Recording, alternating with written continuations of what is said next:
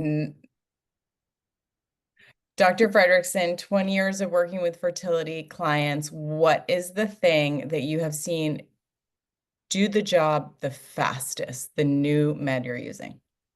It feels like a setup, but I am It was a setup. using GLP-1s. Very, I'm using them a lot. Very commonly in people with equality issues, glucose regulation issues, PCOS. And these are patients who were often prescribed metformin, or considered that metformin could be a positive factor in their fertility journey. We are seeing faster results, and that really matters in fertility.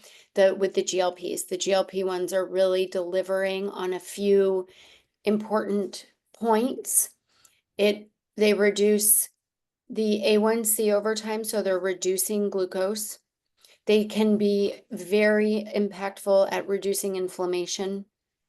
And if there's weight management issues, which there are in many of our fertility patients, they're giving support for fat loss, and kind of, I hate using the BMI, but the BMI is a marker we use in fertility. It's a marker that's been well researched in fertility.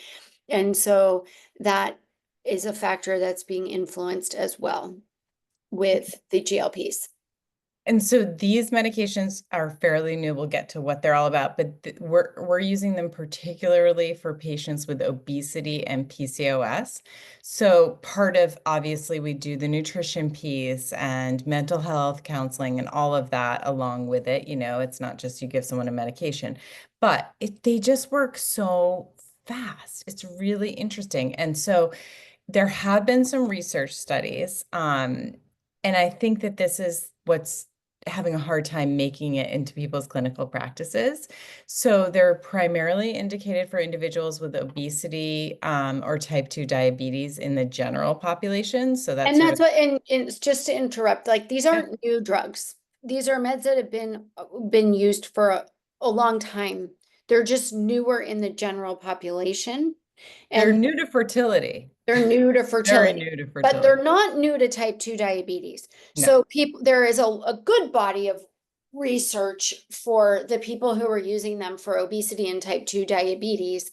So, but we're just seeing different applications, obviously, where doctors are expanding and extending their usage to try to get different results within different populations. So fertility is obviously a big deal because we know, you've heard us talk about before, that the health of the ovary is very similar to the health of a person. So what makes a person, as they're older, get health markers improved, that same treatment is going to be typically quite effective for the ovary. Yeah, and the weight loss piece, I mean, there have been so many of our patients who can't even go do IVF because they just have extra weight on them, and it takes so long to, slowly lose weight. And it's very hard to do. So, we know that for each pound loss, fertility, it does actually increase. And so it's sort of like 5 to 10% weight loss. That's, usually about 10 to 20 pounds for somebody. It can really improve the chances of getting pregnant. But if you say to someone, can you lose 10 or 20 pounds in the next few months? It seems like it's an impossible task. So it's just nice to have a tool that may be possible to add on for them. And weight loss and fat loss is also hard for women who are in their later 30s Mhm. or early 40s. That is a very different task than giving women that same task at 25. And so that this is a really good population to consider this medication with if there's a weight loss or a visceral. Sometimes where women are holding it viscerally, The fat is much more in the abdomen, in the abdominal region, or even viscerally. Sometimes they have like thinner legs, but they're just have a lot going on in here. These are pretty effective at helping those kinds of patients. The people who get, I'd say the patients who are the most responsive to it, so sort of the slam dunks are PCOS. So I have PCOS. Many people know that I talk about it a lot. My GLP-1s work so well for me, and I'm very supportive and interested in doing what microdosing. So these are non-FDA approved dosings. Now it's become quite popular off label.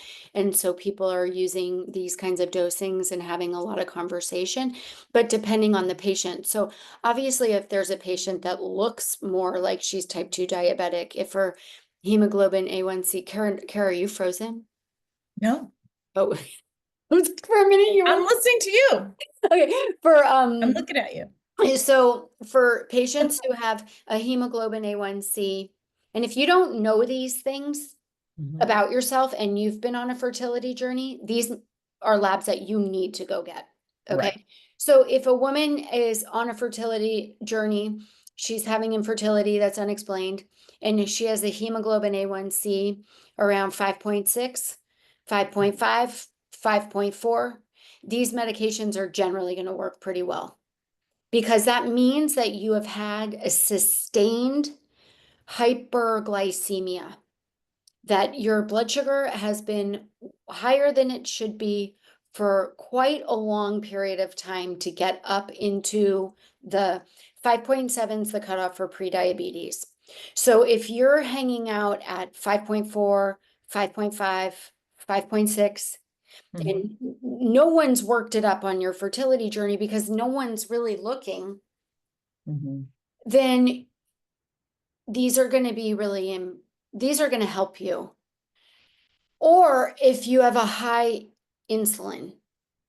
So, Another thing that's not really ordered, 1% of lab tests generally order an insulin. and insulin gives us a real sense for how hard does the body have to work for Mhm. glucose to enter into a cell. And that's really impactful because we know that glucose is basically toxic to the ovary at high levels. Mhm. It's toxic to the ovary, just like it's toxic to the brain. And people are saying that Alzheimer's and dementia are like type 3 diabetes, that the sugar has such an influence negatively on the brain long term. And what's not really being screamed about is that higher sugar for the younger band of women. I mean, we know that way more kids are getting diagnosed with type 2 diabetes. That more, I Mhm. mean, more than ever. And so we have patients walking around that they don't even have weight issues and they have a hemoglobin A1C of 5.7.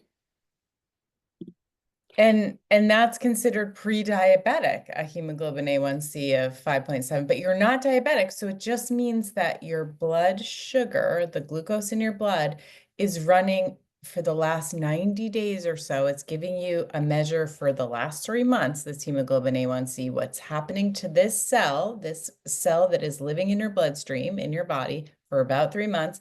What's the damage on the cell from glucose? That's what they're actually looking at. That's what this thing, hemoglobin A1C that we're talking about is. And they're looking at it and saying, wow, you have had a lot of glucose going on and you're pushing toward diabetic. So that's what the higher hemoglobin A1Cs are. And it's been unbelievable to see how few people actually are in the ideal range. So this is a problem in our whole culture, but for us dealing with fertility patients, it's just unbelievable that now we have this tool of we need to manage this thing. And of course, we do it with your lifestyle and your diet first, but this tool is amazing as far as it can just shift it so fast. It's like the next time we run the labs, things look so much better. It's And great. and so typically these are patients that when they get worked up, and we've done this a lot with our patients where we say, oh, your A1C is creeping. There's some on the call, right? Your A1C is creeping, Mhm. and that's not great. And your insulin is high, and that can come from so women with PCOS have high insulin. That's part of it. They can actually have a low glucose and they can have a normal hemoglobin A1C, but they have high insulin, hyperinsulinemia. And that high insulin is also an irritant for the ovary and causes a lot of metabolic stress. So metformin is the drug preferred up until now because that was the drug available. Metformin approved for type 2 diabetes, metformin approved for obesity, and you mostly used in diabetes, but for high insulin, metformin's pretty great at reducing insulin. What it's not as good at is it's not look at I just put an 18-year-old on metformin who had pretty strong PCOS and I wanted to make quick changes. She lost about 15 pounds in 3 months and everything felt great. She was all snatched, as she said. She was so excited. Okay. And that's but when you're putting a 38-year-old woman on metformin that's had high insulin for a while, you can bring the insulin down, but the fat loss is much harder. It's just much harder. Like she's had a stomach, she's had this kind of mismanaged metabolism for a while. And so the GLP-1s do a more effective job at coming in and helping to clear it. Now, what you see on labs in the beginning is kind of interesting because the insulin goes up to start with GLPs. And in fertility, this is this very delicate balance. So in the first couple years that we were using them on the market, and when these things flooded the market, and they were very expensive and access was minimal. So patients were paying about patients who didn't have insurance coverage. Up until now, you're not getting covered by insurance for infertility. You're not getting covered by insurance for high insulin. You need to have kind of an obesity or a type 2 diabetes diagnosis. So many patients were paying out of pocket. And the way that we were prescribing them in the beginning was the way that they were tested and the way that the drug company was telling us to prescribe them. And what we realized really fast, those of us that are prescribing and working mostly with women, is that this is no shock, but tested on men, and they were tested on obese men with type 2 diabetes. And that's the body of work. So the dosing schedule is pretty aggressive. And what we saw was that some women, their insulin was going up quite high in the beginning because they were taking a lot of medicine.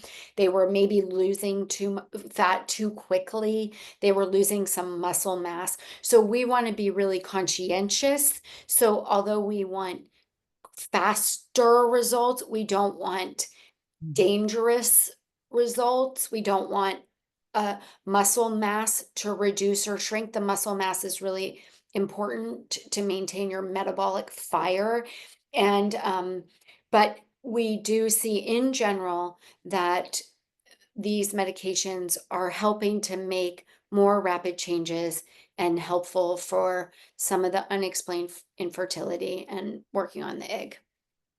And it was really exciting, the first research that I had seen on metformin, where, yes, in PCOS, where you have this insulin issue, and of course, a medication that manages glucose better is going to help egg quality there. Like that made sense to me. But when I saw research where it helped egg quality in women who didn't even have PCOS, that was really interesting to me. And so using these medications, now we do have a growing body of research. And again, a lot of the research is on women who have PCOS or obesity. So obese women with PCOS, which is not everyone, will have natural pregnancy rates be higher after taking these medications, and they get their periods regularly when taking these medications. So that was interesting research where it seems like it's really regulating the whole body there and the whole hormone system. So I thought that was really great to see. And then more research is coming out on the actual oocyte quality, and potentially getting more embryos when you do IVF. So it's sort of all over the board where we're seeing this all come in, but I think it's, we'll see more and more that maybe it's just a little bit of weight loss, a little bit of insulin regulation, might go a long way for women who've been struggling for years to get pregnant or stay pregnant or whatever it is, because your egg quality could be impacted by this kind of medication. So that's Women and men, exciting. women and men. And So we can like, talk about men. yeah, like the men, Yeah. what Kara and I have seen kind of a group of, a lot of the group of men that we work with, many are heading into rising A1C numbers. Um, it thyroid gets affected. The one thing I do want to talk about, like the nature of the anti-inflammatory nature of these medications. Mm. And this is a little different than metformin. So metformin can work. Metformin's a really interesting drug because it's used in the longevity space and researched in the longevity space. And it's hard to say with longevity that like one thing causes longevity. That's an impossibility. We can't really say that. But many kind of biohackers or people are using metformin in that way because they know that if they're just having a lower glucose exposure on their brain, on Mm. their Mm. cells won't senesce as quickly, their brain lasts longer.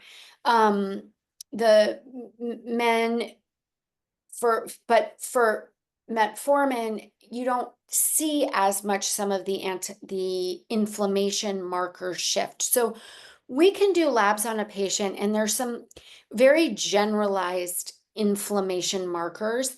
And in a way, I think insulin could be one of those on some level, but the ones that we're really looking for are ferritin. So what's interesting is if we have a woman who we know she's like a little bit low on her iron, but her ferritin is high, we think there's some inflammation happening. Ferritin is like a non-specific marker of inflammation. There's something called C-reactive protein. So that we're looking at that. So COVID will raise C-reactive protein like nobody's business. If we get a high reading and we've asked the patient, okay, did you have COVID or a big viral infection within the last 3 months? Often the answer is yes. But some patients have these markers just generally high because there's this sort of silent inflammation, which is a lot like the unexplained infertility when we're trying to dig into why we see these things, or we see things like a positive ANA, which means that there's autoimmunity in the mix, but not enough to call them with one specific autoimmune disease. Or another thing is Hashimoto's, where we're seeing like, whoa, there's thyroid involvement, thyroid antibody involvement. The thyroid itself looks okay, but there's this like inflammatory process happening with the thyroid that could also be contributing.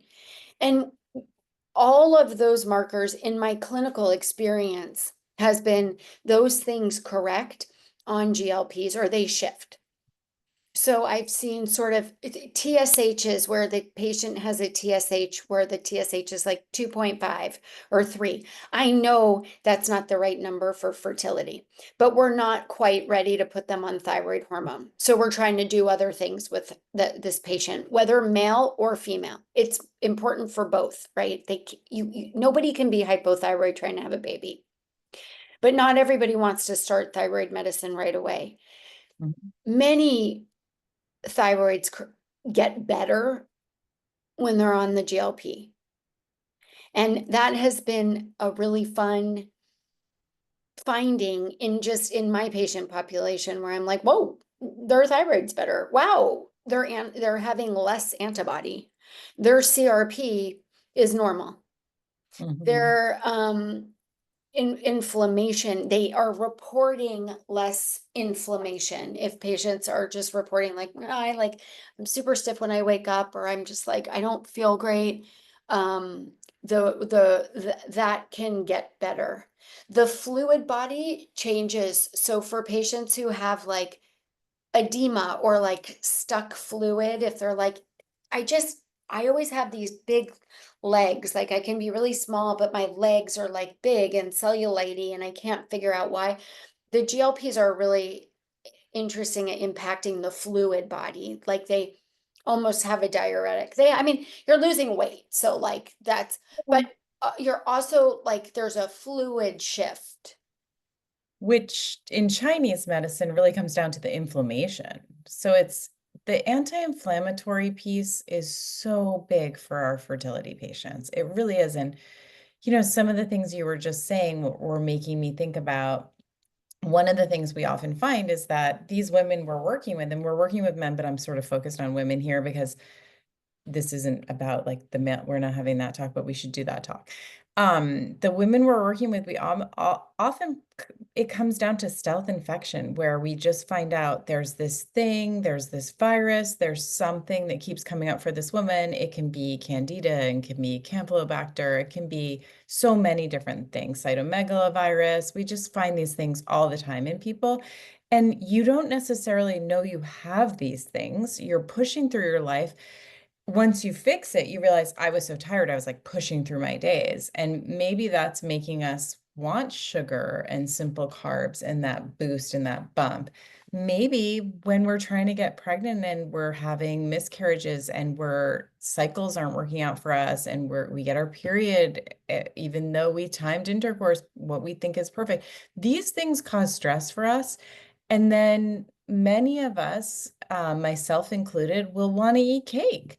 I want to like fix my day. I want a little bit of like a coffee with a boost in it, kind of like it makes you feel better for a minute. And we kind of go back to those habits. So that's part of it too. It's like that really happens, but the role of stress in fertility work is huge. And if we have a woman that we're saying, okay, I think losing weight could reduce your inflammation, could help your chances of getting pregnant, whether you're using assisted reproductive technologies or you're just trying to get pregnant naturally. In all cases, how can we deal with the stress picture? That stress picture is driving a lot of the problems.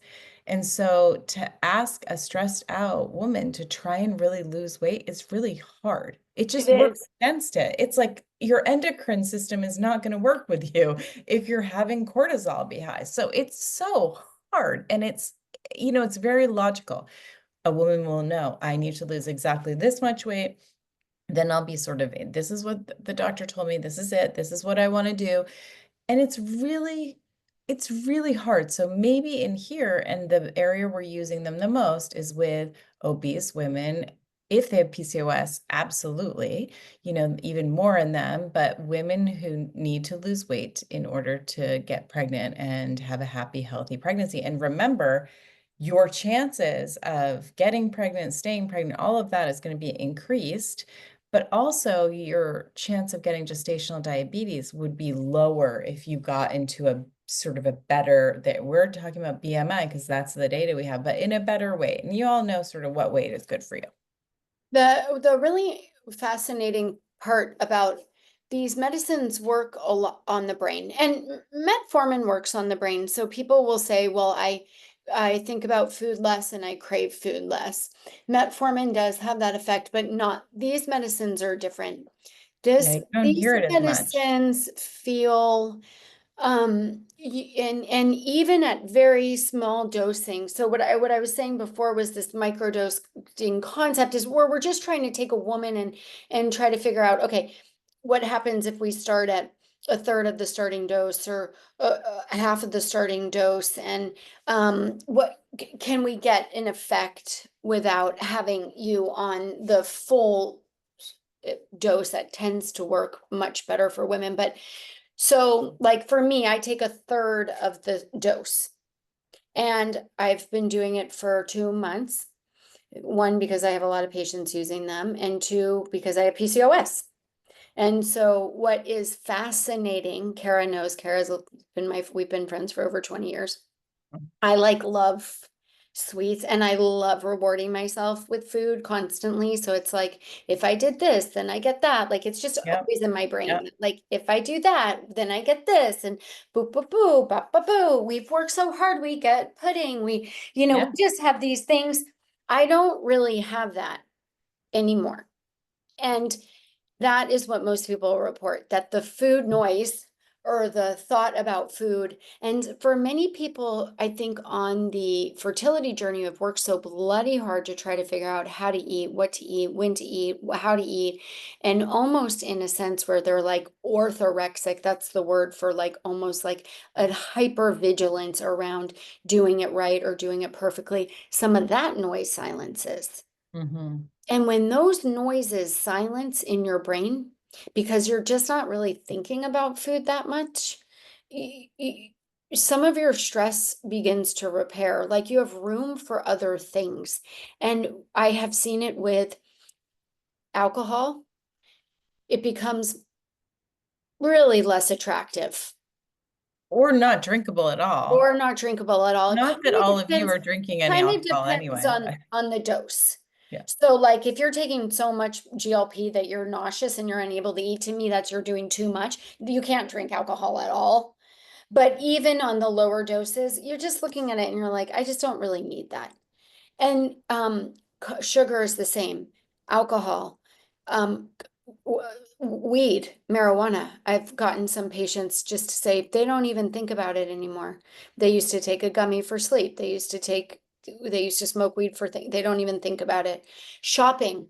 People have seen dramatic changes in like shopping addictions. So it's impacting our brain where we have an addictive reward center, and I think that can be one of the most impactful features of using a medicine like that on a fertility journey, because Mhm. there's just a lot of kind of trauma and sometimes trauma-based rewards that you've set up in your life. That like if some of those things just kind of come off the table, it's easier to lose weight. It's easier to Mhm. eat more cleanly. The clean eating feels right. It feels like what you're meant to do. And so that's why people are reporting the wonder drug. Part of the wonder is that it's not making you like clench, like when Kara and I do a lot of detoxes with our patients, we've run a lot of detoxes. You've probably seen that. The first day of a detox for me, all I do is think about sugar. Oh, Even yeah. though I've done it for 20 years, like I'm like, here I go again. I have to give up sugar. And in my mind, I must say the word sugar, I don't know, 90 times. I And say I'm chocolate, chocolate. There's some chocolate in the cabinet. There, I think about chocolate a lot. and every time I say the word sugar, it's distracting me. It means I'm not listening to my patient. It means I'm not doing my task, right? Like it's disruptive. Hmm. And on the Yeah. GLP, you just sort of like, and you might, today after lunch, I had a weird lunch and I was just like, okay, maybe I want a little something. So I pulled it out and I went to take a bite and I just was like, nah, I don't need that. And I'm But telling you, it's right there if you need it. Got that it. is different. I If know it's just like, I ever, just have to look at it. if ever needed. And that's just a very different experience in my mind than ever before when I'm trying to maintain my blood sugar. And there's this real that discussion, like I've never heard of a medication where this is what the discussion is. One woman said, it just gives me space in my life. And this was right in the beginning of using these, Yeah. and I was like, wow, okay, tell me more about that. I just want to know. And she said, well, the amount of time I spend thinking about food, planning the next meal, just really, it's coming in, and it was distracting her, and I love that it just gave her space for other things. So that was really interesting to think about of, wow, we are driven naturally to sugar and to foods, and if your blood glucose is regulated, you don't have that as much. Hillary tends toward the higher blood sugar, I tend toward the lower blood sugar, but I can't, it's like it's so dramatic, the need to eat for me, that if I skip a meal, it's just such a driving force in my existence, you know? So I can see how that would, if everything was balanced, it's so much better, which is why I can't, have pancakes for breakfast because my whole day is wrecked and I'm trash. So I can't eat that way, and that's why I eat the way I eat. So it's hard to, it's hard to break these habits that we have though. So So there's this interesting question here. Like, have you had patients on the GLP and end up getting pregnant? So really, these are contraindicated in you do not pregnancy, get and we're pregnant. trying not to. Now, have people gotten pregnant on a GLP? That has happened. Okay, so but what can happen and what this person's saying is when she was taken off when it became time to try to get pregnant and she lost a lot of weight. I mean, I'm sorry, she gained a lot of weight. And so this is the really important thing that I think is worthy of having conversation with your provider. So Mhm. if you're living in California and you're watching this, we can be your providers and we can prescribe this for you. But if you're working with a different provider in a different state, then you want to really work your dose down Mhm. into the micro doses before you're changing things. Mhm. And there are other things that we would transition you onto that are Exactly. safe for your fertility journey. Yep. Exactly. You can't just take this thing away Uh-uh. and expect that you're going to just stay the same. Mhm. That is an unrealistic expectation. So for you, we would be working on some of the things that we've been looking at. Kara can go into some of them to support this process. And there are things like fiber that are wildly important when you're on this medication. And so as you're coming off of it, like really making sure you're getting enough, because usually what happens when you're on a high dose of the GLP-1, and to me a high dose would be of tirzepatide 5.0 or of Ozempic even 0.5. So it's the second step up for diagnosing, but that to me that's a high dose for a woman. Some are up to 7.5 or 0.75, some even upwards. If you go like from 7.5 to nothing because you're trying to get pregnant, that's not great management. For you, Well, you're gonna gain weight. mhm. Yeah. So you want to be using some of these other tools. I just had a client who just went off them, and did the step down, just went off. And we made sure that we have a visit set with the nutritionist to absolutely make sure that things don't go awry here and that the good habits and that everything's right on track. And we're going to do labs, to make sure that we don't need to check in, if we see any inflammation going up, et cetera. The other thing is that Hillary and I put our patients on twice daily packs to support these medications. So they're sort of like dealing with any potential nutrient deficiencies or electrolyte imbalances or the side effects of the medications, the GI side effects. So that's what we do. If you want information on those, just write in to hello@cultivatefoundations.com anytime, or My hello. gut, I literally am taking the Yeah, product, I he can loves it. say, and my gut Yeah. is better than it's ever been. It's It so awesome. you love them. And so I have not heard anything that people don't love them. People love them. So I feel like one of the issues is that every medication has side effects. So we deep dove into every side effect we could find and every kind of research study and anything we could figure out about how can we protect our patients on these meds? What should we be doing to support them? So that's what we do, and I really don't see the problems. And again, we're not using as high dose as many of the other people are. But there's that. And then the other thing that I think is really important to note is the GI side effects, are important to manage. It's not like we just throw people on medication and, oh, you'll just, keep going and it'll go away.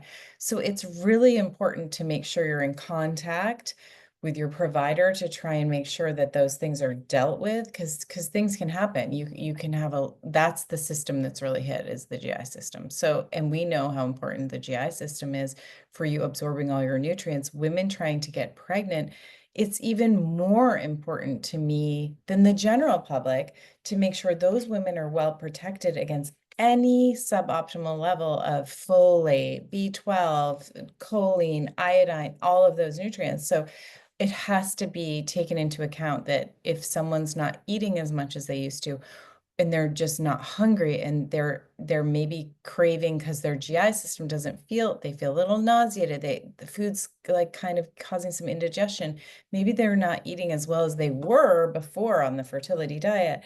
So we really want people ideally off 2 months before trying to get pregnant. That would be really great. That's the recommendation. And again, we have to keep in mind that the governing body for infertility in this country, the ASRM, has no statement on this. This is all being done in our, small offices and individual clinics. And yes, we have Germany is really ahead on this. They're using these meds a lot and collecting great data for all of us to look at. But we don't have necessarily any, and this is like a lot of medication. I don't think the general public realizes this. A lot of meds that we are given are not clinically proven for what we're given for in that dosage. So when we say like off-label use, it sounds crazy. The FDA doesn't approve this for use in fertility. That's true. But I'm like thinking that if you go back and look at all the things you've been recommending, you probably were recommended something else that wasn't approved for that. So I just want to make that really known, is that this is the cutting edge. This is new. A lot of the things you just heard Hillary say are really new to even prescribers who are, just in a different clinic. So we're all trying to communicate together on how are you using them, what are you seeing, and so that's where we are, and I'm really excited to see that many people that have just been stuck for a long time are getting their pregnancy, and it's like being pushed far along because we were able to shift this for them. So it's just one area that not everyone needs it, but important to consider. And is And that a good end? yeah, and so if, again, if there's California-based people, we can prescribe. We have a fancy robot scale we get all of our patients on if you're local, that measures your visceral fat, muscle mass, fat mass. It gives us a lot of understanding. And if not, we can work with, you can find one in your local area. We think that objective data is really important when you're changing your body chemistry and change. But, and if you're not and you want to talk to us about dosing or anything, if you're in a different state, if you're on it in a different way and you want to talk about ramping up or coming down, or if it could work for you, or if it can't work for you, we're really happy to do a consultation in that way as well. All right, I hope that helps, and I'm excited to hear more stories. So please write in and let us know what's going on with you. Bye, everybody.